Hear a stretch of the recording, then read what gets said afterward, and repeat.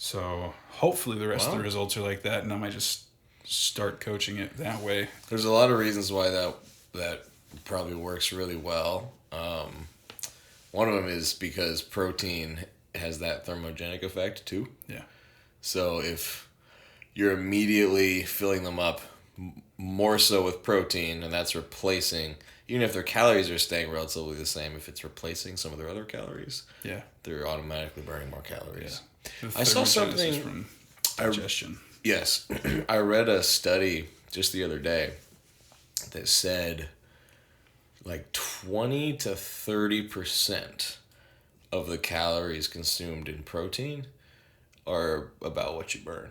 That's dope. Which is crazy. It's way higher than I thought. Yeah. So if you have 100 calories of protein, 20 to 30 calories worth is just gone. Because you have to break it down into amino acids and do all that.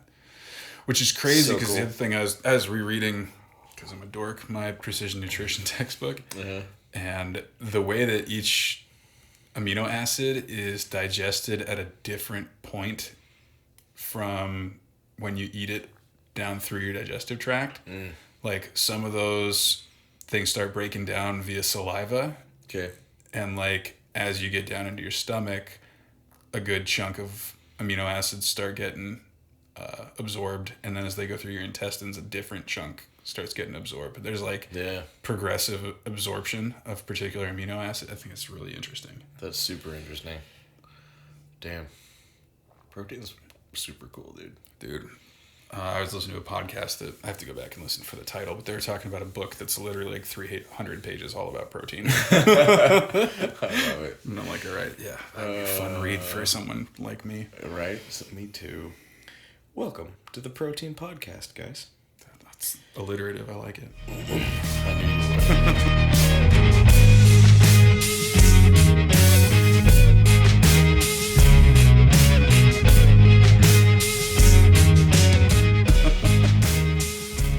What is going on, guys? Welcome back to the Big Freakin' Health Coach Podcast. I'm Big Freakin' Neil, and I'm joined, of course, as always, every week, without exception. I would be lost if he wasn't here. Oh, my business partner, buddy, brain twin, Health Coach Kane.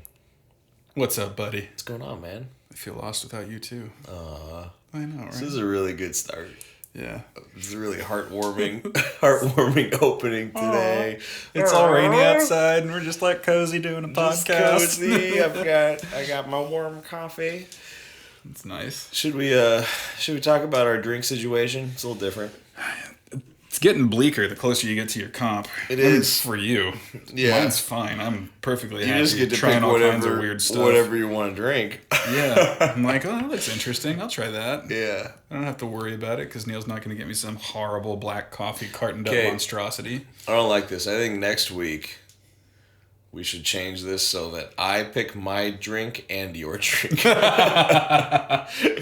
just going to make two of whatever you have. Yes, exactly. You're like, oh yeah, this is poison. Just poison that keeps you awake. If I have to drink poison, you have to drink poison. So what do you have today? Well, I've got 4 shots of espresso. Cool. And a little bit of stevia-based syrup. Makes me want to cry a little bit. I'm not gonna lie. That sounds just not fun. I mean, is it good? It's not.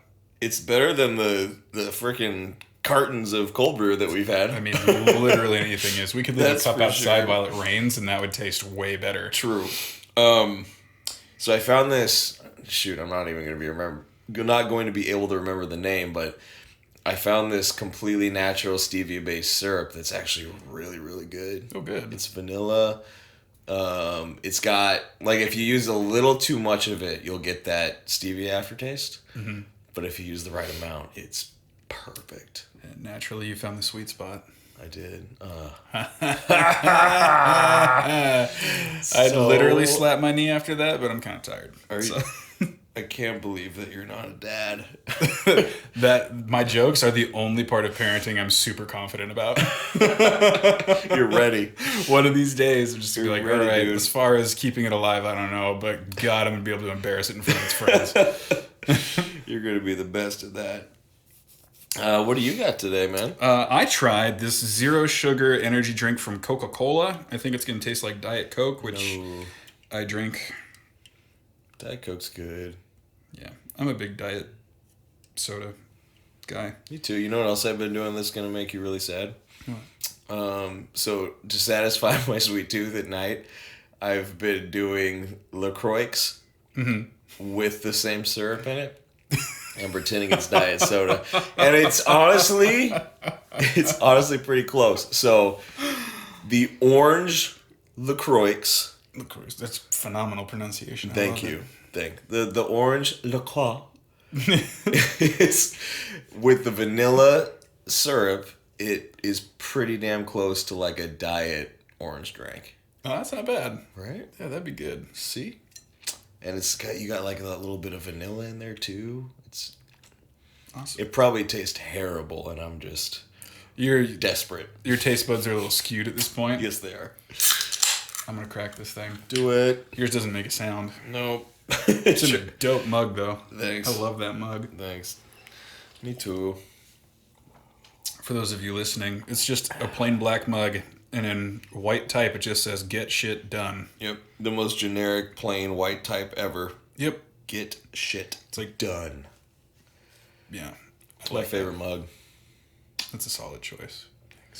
Thanks, buddy. What are we doing today? We are doing. As we collect more and more questions, we still took the time to do a self-generated frequently asked question that we get pretty much from every new client. Yeah. So we've got 9 questions here, I do believe, if I counted correctly, which is difficult for trainers sometimes, that are... Unless it's increments of 45. Yeah, we do plate math like... Who was Russell Crowe's character in A Beautiful Mind? Actually, let's be real. It's more like Zach Galifianakis and The Hangover. Yes. He's counting cards. True. But, yeah, we're good at plate math. We're typically not awesome at other math, but we don't have to be, so who cares? Yeah. So we got 9 questions that we get on a regular basis, and we are going to go through them one by one and give you the feedback you want when you're starting your fitness journey and asking these questions of a professional such as ourselves. Heck yeah. Yeah, we specifically chose the questions that we get all the time. So I think it'll probably help a lot of people. Yep. Because it's something that... Willing to bet you've had or asked this question previously. Yes, exactly. Well, let's dive in, buddy. Number 1 is definitely one that I've heard many times before. Mm-hmm. How do I lose belly fat? What do you think? Well, the answer is always a disappointment to everyone whenever I give it, because it's the same way you lose all the other fat. Yep. Spot reduction in a practical sense is impossible. Mm. If you want to be extremely technical to a useless degree, there were a couple studies that found that because of local muscle stimulation, the thermogenic effect of the literal heat from working those muscles can technically burn slightly more fat, but the number of decimal points that went into how much more, like, it's negligible. It's not even a rounding error. Yeah. Like, you will never notice on a human being. So, like, if you're focusing on that and you really just want to do a billion sit-ups until you almost lose a little more fat around your midsection, it's not worth it. Just get your diet in check, get in your calorie deficit. Yep. You'll lose it.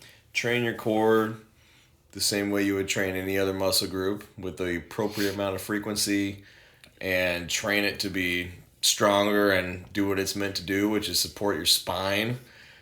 And then just stick with your calorie deficit, and you'll lose the fat everywhere, belly included, right?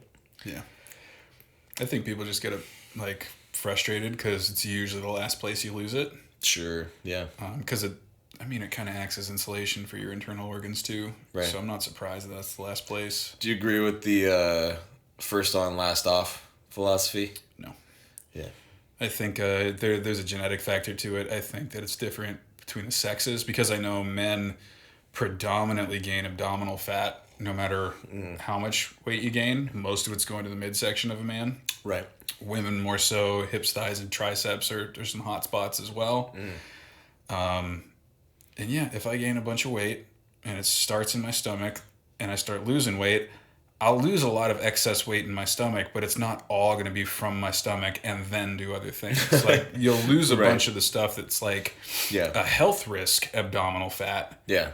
You'll lose total body fat, and then you'll still have to chisel down the last bit. So it's not a perfect first in, last out kind of deal. Yeah, really, I agree. Really, there's no standard order to where you're losing body fat. Yeah. It's just going to go in whatever order it wants to, and it's just a matter of lowering your overall percentage at the end of the day. Genetics play a huge factor. As disappointing an answer as that is, it's the truth.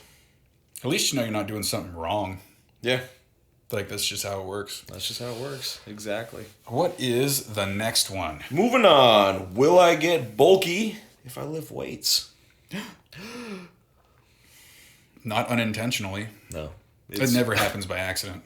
It really doesn't. Like, this question used to piss me off a lot. Because you were trying so hard to put on as much muscle as you could. So hard to be bulky. And had a very good understanding of exactly how hard it was and everything that went into it. Yeah. And when people would look at me and go, "Oh, this guy's kind of big. I don't want to look like that." And then they would ask me, this question, and as if in their mind they're going to lift weights, wake up one day and go, "Whoops, I'm big." Oopsie. Overshot it a little bit. Yeah, I did one too many bicep curls, and now my arms are freakishly disproportionate to my body. I didn't mean to Hulk out. It just happened. Yeah. No, guys, so building substantial muscle mass requires an unrelentingly consistent program of eating in a slight calorie surplus, eating a certain protein requirement, training a very specific way to produce hypertrophy, and it takes years. It is not an overnight thing, and it's something you have to do with a lot of intention to actually get that result. Now, if you're lifting weights and your nutrition is just loose and you're eating in a calorie surplus unintentionally, like you're just eating junk food and your calories are high, you will gain weight, and some of it will be muscle because you're also lifting. But it's not going to just magically make you freakishly bulky overnight. Yeah. And like, I've had female clients come in and say, "Hey, I did this thing," or actually a lot of them cite CrossFit with making them bulkier. Okay, that's interesting. Yeah. They'll say, "And I did that and I got pretty bulky." Yeah. And I usually don't even address it this bluntly with a client in person, but the honest to God truth is that you probably increased your level of intentional activity. It made you hungrier, and you didn't change any of your eating habits. So you just ate more food. Yeah. And you assumed that the bulk that you were putting on was muscle from working out, and it wasn't. Right. Because the average person has a pretty bad eye for what is muscle and what is fat. Yes. Yeah, especially if you're gaining some of both. And like, you can sort of see musculature in your shoulders and that kind of thing, but then you're gaining mostly body fat. Yeah. You're gonna think, "Oh, I'm getting muscle bound." Yeah, I'm getting too jacked. You're getting kind of puffy, and you got a structure under it now. Exactly. But if you lost those calories, you would look phenomenal, like you want to. Exactly. And that's the other thing that people don't understand. This is kind of going off onto a little bit of a tangent here, but to achieve the physique that the average person wants of, being lean, having some muscle definition, even if you don't want large muscles, most people want defined musculature of some kind. Yeah. In order to do that, most people have to build a little bit of muscle. Yeah. Because if you don't have the muscle to show it, then you're never going to have that physique. Yeah. So that's why you can't just lose fat to get the quote toned look that we're asked for every single day. Right. Exactly. Solid. Okay, moving right along. Can I do fill in celebrity's name here? Workout? Probably not. Probably not. This happens after every major Marvel movie release. Yeah. Someone comes in, and it's almost always guys. Oh, yeah. And they go, man, Hemsworth. I was just going to say. Hemsworth and freaking Thor Ragnarok, man. How do I get arms like that? Yeah. And I go, do you have 9 months to train 3 times a day and have a chef cook all your food for you? And they go, no. And I'm like, well, then let's set a smaller goal to start with. Let's take this one step at a time here. Yeah. At the end of the day, you shouldn't be asking what those people are doing now. You should be asking what those people were doing when they were in the shape that you are in. Yeah. To start them in that direction. Absolutely. And honestly, even that is not going to be custom for you as an individual. It'll just be closer. It's the exact same issue that I have with, like, bodybuilding magazines that'll, like, lay out Ronnie Coleman's arm routine. Yeah. It's like, no one needs to know that. Yeah. Like, no one who's reading a magazine about this is ready for the Armageddon that is his workout. Dude, you are on fire today, man. No, it's true, though. Like, there is literally no correlation between somebody who is a beginner/intermediate lifter and Ronnie Coleman, like the greatest bodybuilder of all time. Yeah. Arguably, I personally like Arnold, but I think he's a top 5 though. He's for sure top 3. I always think of him and Arnold and Jay Cutler, and Jay Cutler is just freakish. So like, I like how people look at Jay Cutler and they go, "Oh, I know that's not going to be a thing." Yeah. Oh yeah. Absolutely. Yeah, man. But no, I mean, it's the same. It's the same principle. You're absolutely right. Yep. And don't worry about that. If you want to get there, you're probably going to have to take a different route. It's going to take longer than you think. Mm-hmm. And it's not your full-time job. There's not a studio paying you to do that. So cut yourself some slack for being human and not a Norse god. And like, take it one step at a time. Yeah, absolutely. That's great advice. You got to meet yourself where you're at, not where Chris Hemsworth is at. Yeah. Because none of us are there. Yeah. So. Okay. How long will it take to lose X number of pounds?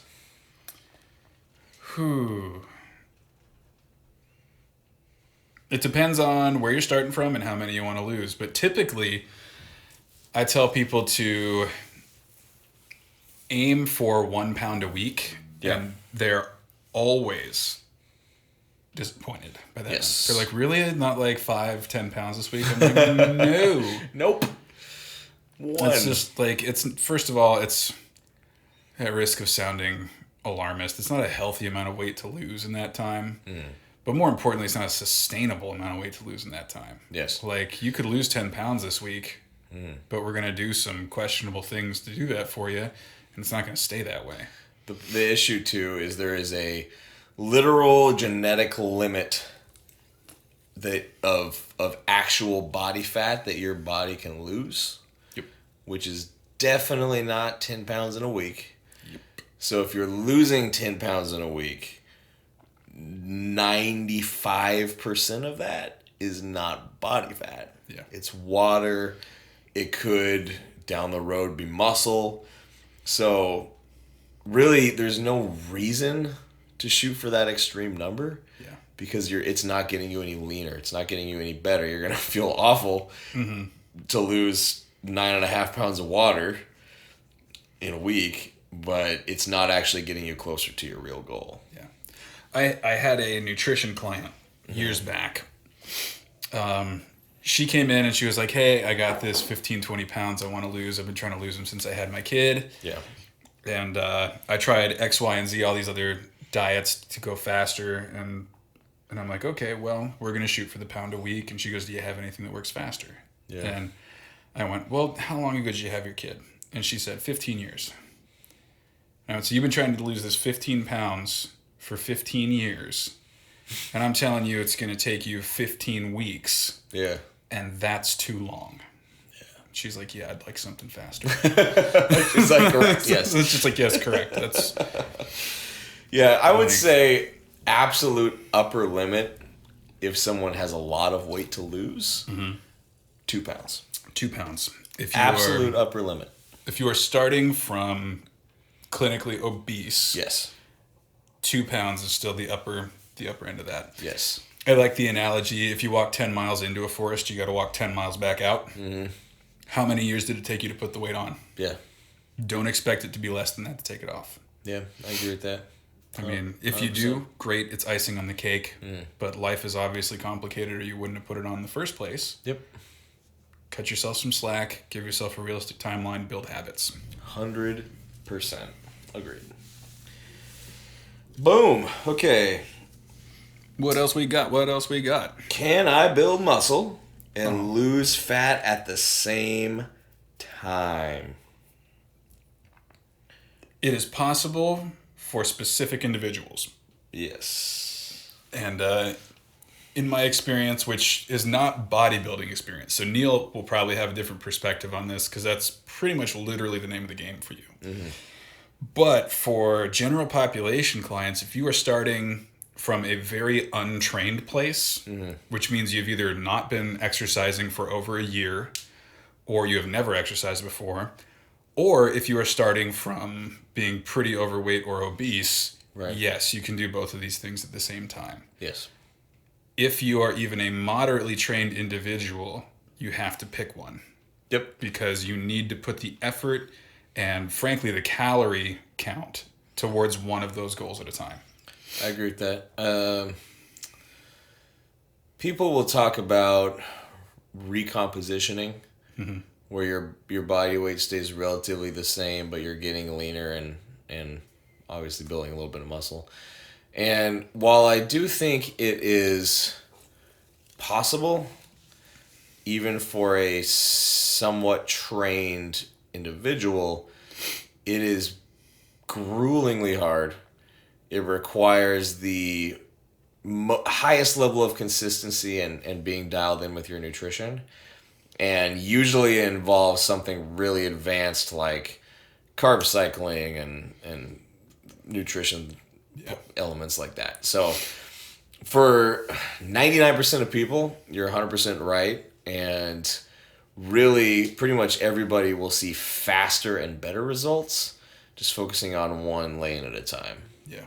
So if you have, my recommendation would be, if you have a decent amount of body fat to lose, zero in on that. Because if you're starting your muscle building phase from a relatively lean place, your body is going to be very receptive to that. And it's going to be a very good environment for building that lean muscle tissue.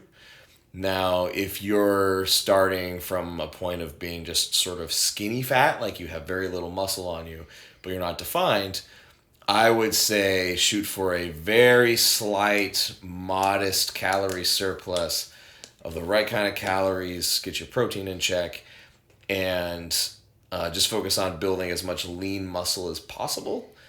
And the body fat you'll naturally look leaner, having more lean muscle on you, and you can worry about getting as lean as you want to down the road. Yeah. That's what I would say. Now, set me straight here a little bit. I read a couple of case studies about trained individuals doing body recomp. Yeah. From a specific nutrition standpoint, what I think I read is that the calories that you take in, a ridiculous percentage of them have to be protein. Yeah. What I read was like up to 2 grams per pound of body weight. So if you're a 150-pound man trying to recomp, you need 300 grams of protein a day and to only eat your complex carbs pre and post workout on training days. Yeah, I would need to look at the specific study, but that sounds about right. That's a ballpark. Yeah, just because that's what I mean by crazy specific advanced nutrition aspects, because the average person is not going to be able to pull that off for any consistent amount of time. That example right there would be 10 chicken breasts a day. Yeah, which is ridiculous. That'd be all you eat. And that's as a 150-pound person. Yeah, if you're 200 pounds like I am and you almost are. Yeah. Yeah.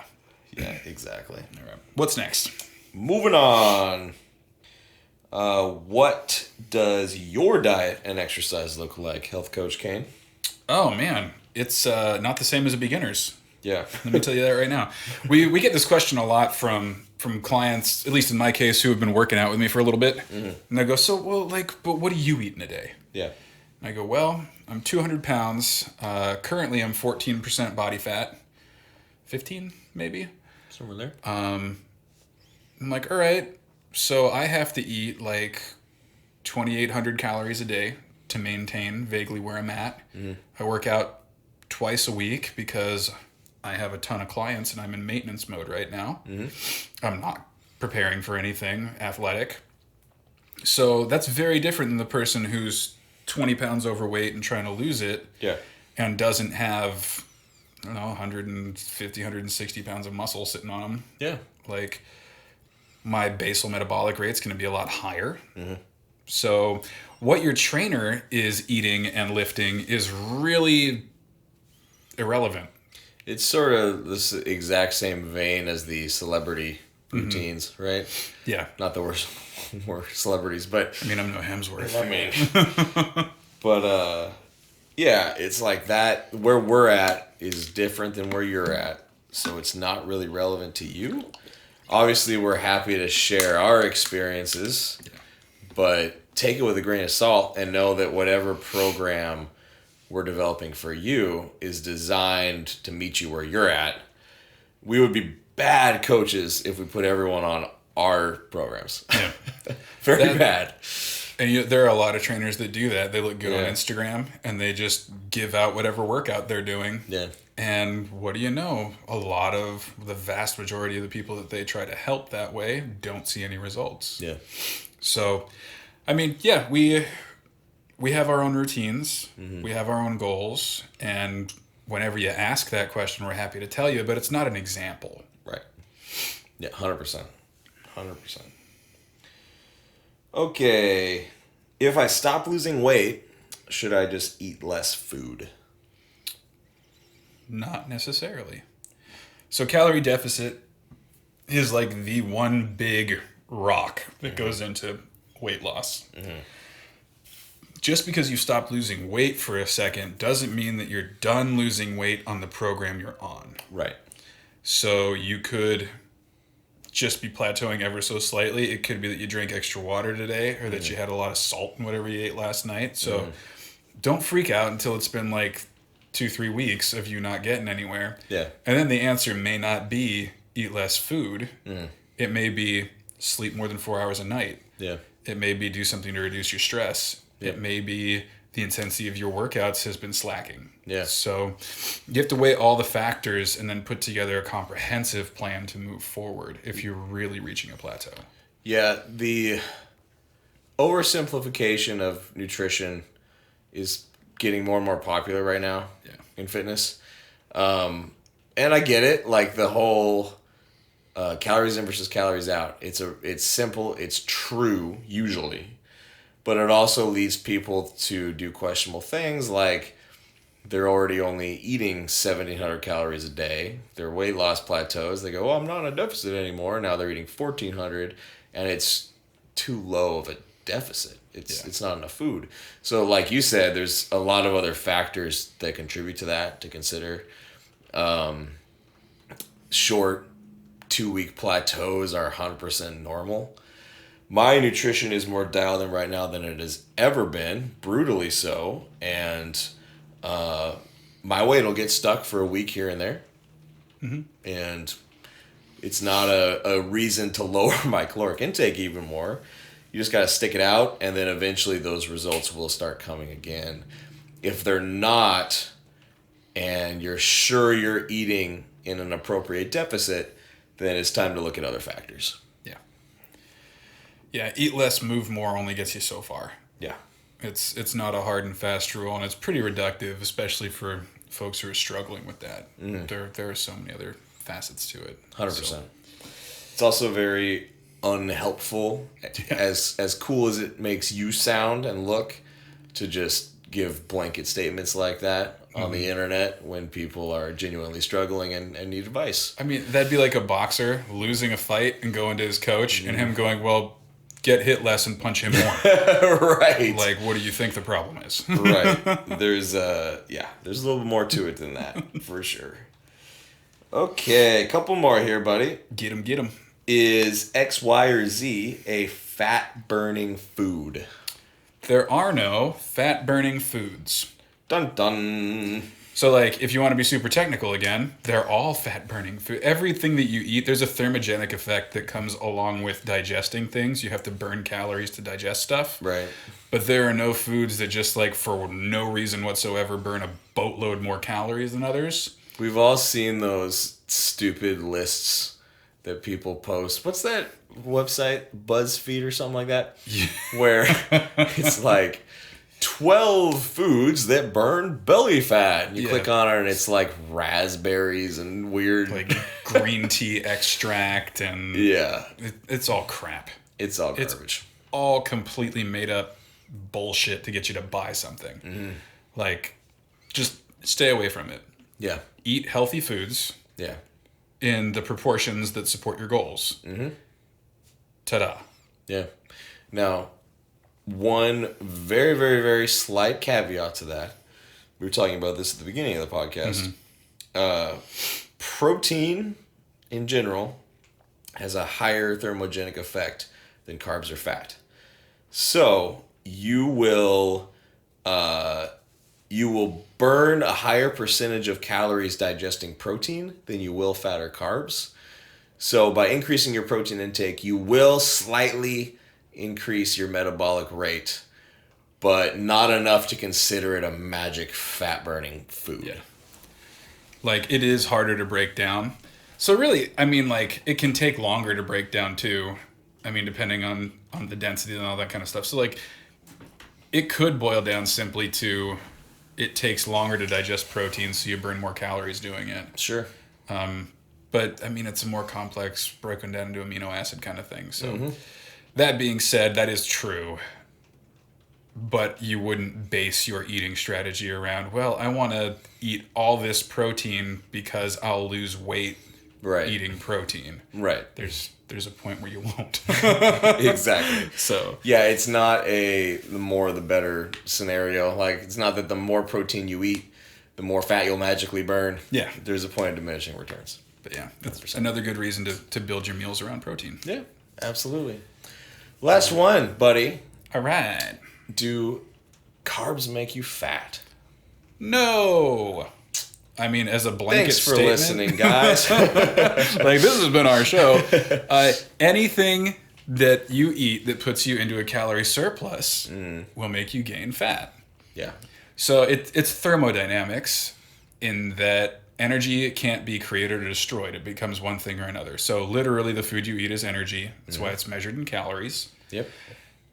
And if you use that energy, you put that energy into something else. If you don't use that energy, it's stored for later. And that's what fat is. Yes. Is potential energy storage. Yes. So through exercise and being in an energy deficit, you can use that energy storage for stuff. Mm-hmm. But like, carbs aren't the one thing that's going to make you fat. No. Carbs are just easy to overeat. Yeah. That's what the problem is. Yeah. Like, they don't fill you up much. They're 4 calories per gram. And they are easily transferred into fat for energy storage. Yeah. They're easy to overeat, and they're also not one of your absolutely essential macros, those being protein and fat. So it's easy to neglect one of the other 2 more important macros if you are overeating carbs. Yep. So oftentimes if somebody's over-consuming carbohydrates, their protein is too low, their fats are too low, and both of those things will contribute negatively to body composition as well. I'd like to add briefly, Neil's absolutely right. You can live and survive without eating carbs. That doesn't mean you should. Absolutely. So like, if you don't eat protein and you don't eat fat, you will die from that at some point. Yes. Whereas there are ways you can live for a very long time without eating any carbs. Yes. But you will perform poorly if you don't eat carbs. Absolutely. Yeah. So they're not evil. They're just not your survival doesn't hinge on them. Right. Yeah. I would say first step, we've gone through this before, but really briefly, first step, figure out how much protein you need. figure out how much fat you need, figure out how many calories you need, and whatever you have left over calorie-wise, that's your carbohydrate budget. Yeah. Just fill it up with carbs. Whatever that budget is, have as many carbs within that as you want. Yeah. Well, all right. So that's pretty solid. That was very solid. And if you have more questions, please send them in. We do a Q&A every week. You can DM those to me at Health Coach Kane on Instagram, or to Big Neil at Big Freakin Neil on Instagram as well. This has been another wonderful episode of the Big Freakin Health Coach Podcast. And if you got some value out of this, please leave us a 5-star review and a comment and share it with your friends. Yes, please. The more people we can help through this, the better. Yes, please. Until next time, you guys, Big Freakin Neil and Health Coach Kane signing off. Signing off. See you then.